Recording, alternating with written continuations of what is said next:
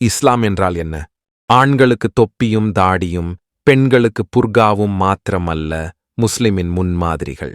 திருடக்கூடாது, பொய் சொல்லக்கூடாது, லஞ்சம் ஊழல் கூடாது, கடத்தல் கூடாது, வட்டி கூடாது, பதுக்கல் வியாபாரம் கூடாது, பிற மதத்தை நிந்தனை செய்யக்கூடாது, நம்பிக்கை துரோகம் கூடாது, பிறரை ஏமாற்றக்கூடாது, பிறர் குறை பேசக்கூடாது, பிறரை கேலி கிண்டல் செய்யக்கூடாது, பிறர் சொத்தை அபகரிக்கக்கூடாது, அனாதைகளை விரட்டக்கூடாது, ஒப்பந்தத்துக்கு மாறு செய்யக்கூடாது, பிறரை வம்பிழுக்கக்கூடாது, எவரையும் கொல்லக்கூடாது, எவரையும் தூற்றித் திரியக்கூடாது, எவர் மீதும் தப்பெண்ணம் கூடாது, கடும் வார்த்தை பிரயோகம் கூடாது, எவர் மீதும் அபாண்டம் சுமத்தக்கூடாது, எவரையும் துன்புறுத்தக்கூடாது, பெரும் சிரிப்பு கூடாது, பெருமை கூடாது, பேராசை கூடாது, ஆடம்பரம் கூடாது, ஆணவம் அகம்பாவம் கூடாது, ஆட்டம் போடக்கூடாது, எவரையும் அடிமைப்படுத்தக்கூடாது,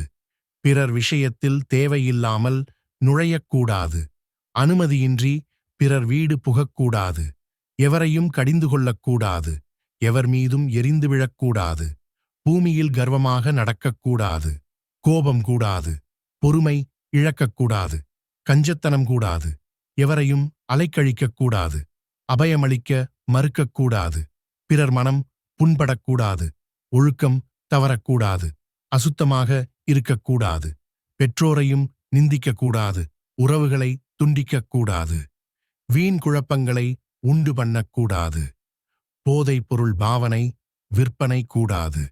இஸ்லாம் கூறும் இது போன்ற 700 கட்டளைகளையும் புறந்தள்ளிவிட்டு வெறுமனே வெளித்தோற்றங்களுக்கு மாத்திரம் முக்கியத்துவம் அளிப்பதில் எந்த பிரயோசனமும் இல்லை. ரசூலுல்லாஹ்வின் அழைப்பு பணியில் முதன்மையானது அன்னாரது நற்பண்புகளே. அதை பார்த்த பிறகுதான் மக்கள் அலை அலையாக இஸ்லாத்தை ஏற்றனர். அதுவே இஸ்லாமிய மார்க்கம் உலகம் முழுவதும் பரவிய காரணமாக அமைந்தது. எனவே பிறருக்கு முன்மாதிரியான ஒரு நல்ல முஸ்லிமாக மற்றும் சிறந்த மனிதனாக வாழ அல்லாஹ் எனக்கும் உங்களுக்கும் வழிகாட்டுவானாக. ஆமீன்.